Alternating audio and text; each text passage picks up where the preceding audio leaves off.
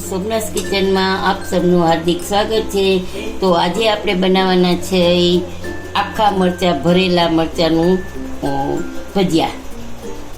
તો એના માટે મેં લોટ ડોઈ રાખ્યો છે અને અંદર નિમક અને હળદર નાખવાની છે।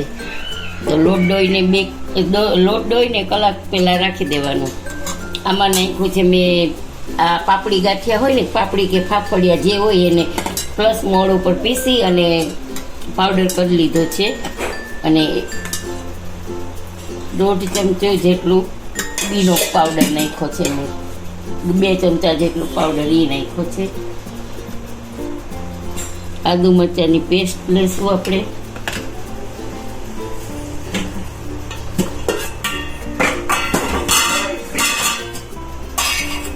ગળાશ માટે ખાંડ લેશું,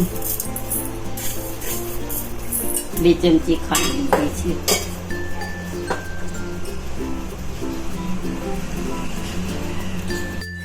પછી ધાણા જીરું પાવડર નાખશું, ચપટી હળદર નાખશું અને 1/2 ચમચી ગરમ મસાલો અને થોડું લાલ મરચું પાવડર જરા પછી, બાકી મરચાંની તીખાશ હશે આપણે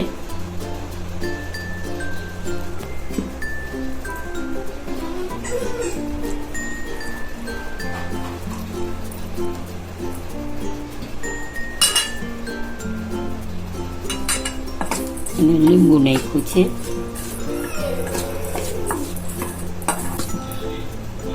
પછી હાથેથી એકદમ આપણે મસળી નાખવું એટલે એકદમ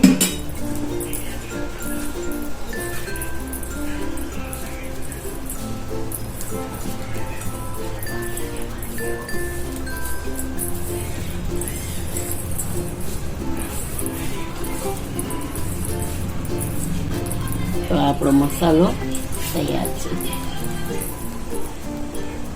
પાપા મારી દીધા છે અને અંદરનો બી ને પાર્ટ ને જે નસો હોય એનો એ ભાગ આપણે કાઢી નાખ્યો છે। તો આ બધા મરચાં એવી રીતે રેડી કરી લીધા છે। હવે આપણે આ જે આપણે મસાલો બનાવ્યો છે એ એમાં આપણે ભરી દઈશું, ભેગો કરીને આમ સરસ રીતે દબાવી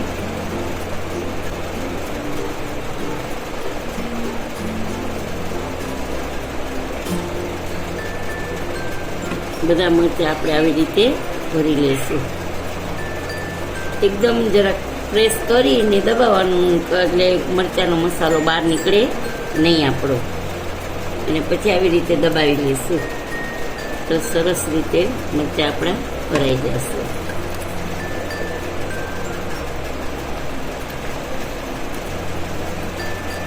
ચાલો, આપણે બેસન એકદમ સરસ રીતે પલળી ગયું છે તો આપણે 1 ચમચી ઉપર નિમક નાખશું સ્વાદ અનુસાર અને થોડીક ચપટી હિંગ નાખશું અને હળદર નાખશું। અમે સાજીના ફૂલ નથી નાખતા, તો સાજીના ફૂલથી ભજીયા તેલવાળા પચપચે છે એટલે અમે નાખતા જ નથી। તો હવે આપણે આને ચલાવી લઈશું સરસ રીતે। તો જુઓ, આપણો લોટ એકદમ પલળીને સ્મૂથ થઈ ગયો છે, બેટર આપણું રેડી છે। ચાલો, ભજીયા માટે આમ બાજુ મેં ગેસ ઉપર તેલ મૂકી દીધું છે। જો આપણે આવી રીતે જૂની પદ્ધતિથી જ મને ફાવશે, પણ મેં તો આ તમને બતાવ્યું હતું કે તમને લોકોને કદાચ એવું ફાવે તો એમ કરી શકો છો। અને આ બેટર છે ને થોડુંક જાડું રાખવાનું,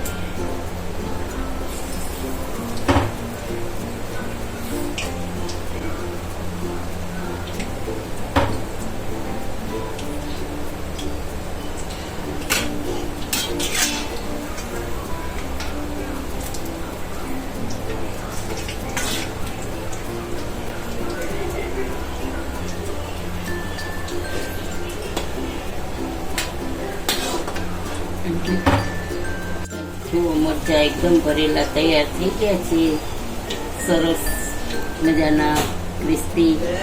તો આપણે એને કાઢી લઈશું।